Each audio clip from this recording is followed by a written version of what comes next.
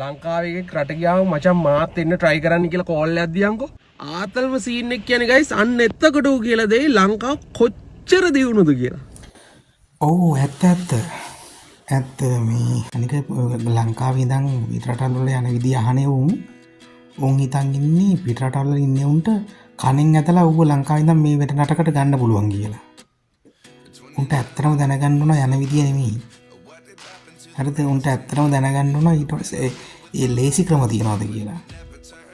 අන්න එහෙම ලේසියෙන් වෙන රටවල් වලට පයින්න මේ ගිහිල්ලා තමයි අතේ තියෙන පිච්චිටත් කිලෝ ගන්න ලංකාවේ උන්.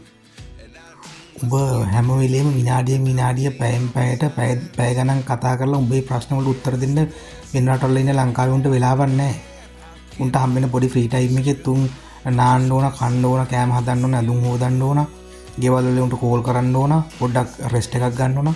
ඔය හම්බෙන ෆ්‍රී ටයිම් එකේ උඹලත් පැය දෙක තුන උන්ගෙන් එන විදිය අහන්න ගියාට පස්සේ මේ උන්ට වෙන වැඩක් කරන්න හම්බෙන්නේ නැහැ. ඒ නිසා අහන දෙයක් හරියට පිළිවෙලට අහගනින්. ගොඩක් ලංකාවේ එවුන් පිටරටවල ඉන්නේ උන් අනිවාර්යෙන් මේ ලංකාවෙන් අහන්නේ උන්ට කියලා දෙනවා කොහොමද උන් ආවේ කියලා. මේ බහුතරයක් එහෙම කියා දෙනවා. මම දන්නවා බහුතරයක් එහෙම කියා දෙනවා. කොහොමද ආවේ කියලා උන්ට සපෝට් එකක් දෙනවා. සුළුතරයක් ඇති එහෙම නැති. හැබැයි බහුතරයක් එහෙම වෙන රටකට යන ක්‍රමය කියා දෙනවා. ඉතින් ඒ ක්‍රමයට යනවද උඹේ ක්‍රමයකට යනවද කියලා එක උඹ තීරණය කරපන්.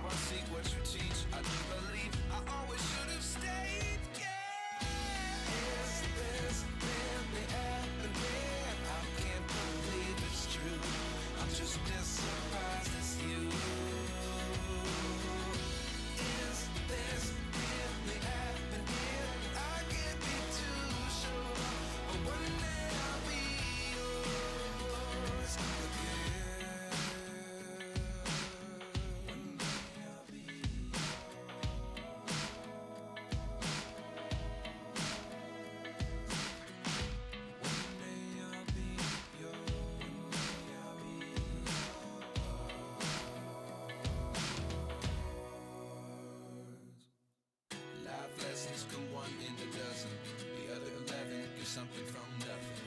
Life lessons come one in a dozen. The other 11 give something from nothing. Life lessons come one in a dozen. The other 11 give something from nothing. Life changes, just open the door. One thing's certain, I'll always be yours.